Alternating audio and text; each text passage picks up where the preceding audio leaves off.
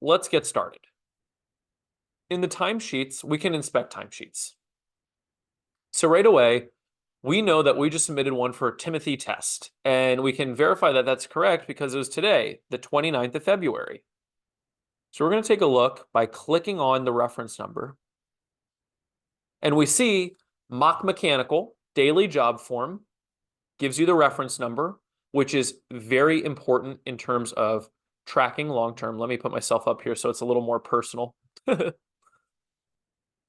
You have the name of the form that was submitted. You have who submitted it and their username, the date and time that it was submitted, where they worked, what the purchase order was, the day that the work was performed, how many hours they worked at straight time, time and a half, double time, whether there was anything they did in and above what was already quoted, whether there was any materials or time that they used in excess of the contract, and a description of their activities. And if you remember from our example in the employee home base, we wrote water extraction activities.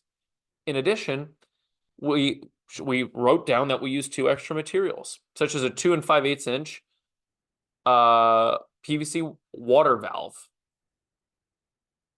The AC powered pump was also something that we wrote there.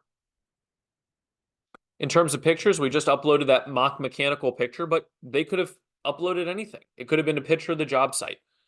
This is a really great way in case you're trying to blend the new with the old.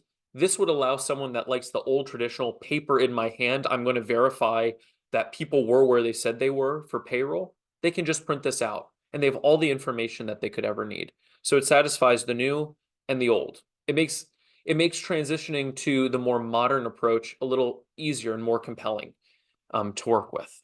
So if we head back, we also see that we're able to sort by all of our employees.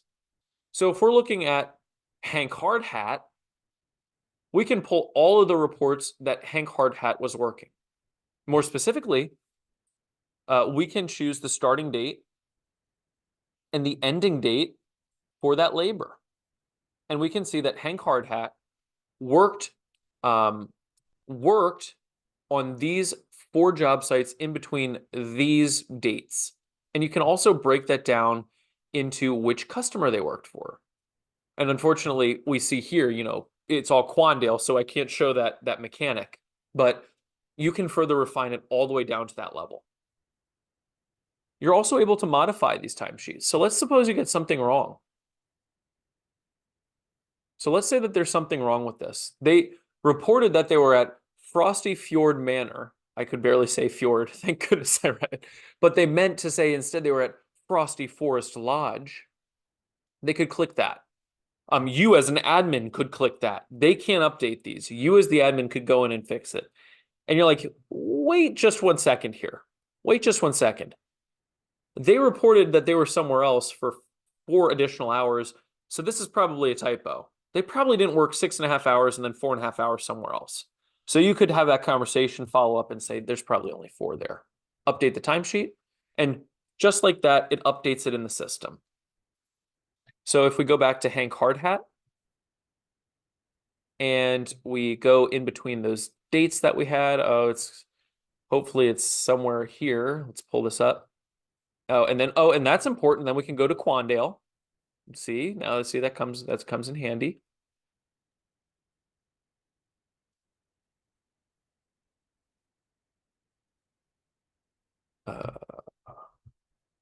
It's going to be the bane of my existence if I can't find this. Give me 1 moment here.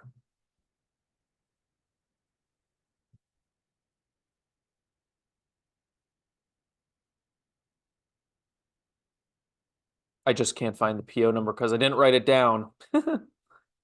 Okay, so we're going to, instead of Frosty Fjord, we're going to Frosty Forest. This is going to be 4 hours. And we're just looking for reference number 617. And we're just making sure that it hits, that it updates appropriately. Something that you'll notice is right away, right off the bat, when we update these POs, instead of reassigning that old PO number so that it's like really confusing, we might not remember that we updated it. We might think that we never got to updating it. So what happens is it places it right at the top for you. So with respect to changing it to the 4 hours the first time, Frosty Forest Lodge, 4 hours. And you can see it's right at the top so that you know that you took care of that update. Headed back home, we can go to submit an employee timesheet. It's essentially a mirror image of what the employees have. Viewing time off requests, we can see we just got a brand new one from Timothy Test. Ah, surprise, surprise. It just hit.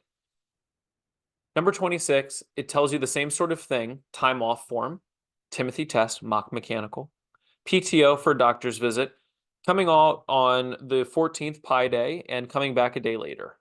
So that's there for admin review as well. And again, just Control P, print that out. I can sit here with my printer, Control P, I have it in my hand. And also, of course, you can modify it. Let's say it's a vacation. It's not a doctor's visit. We know he was in Cancun, Mexico. Stop lying to us.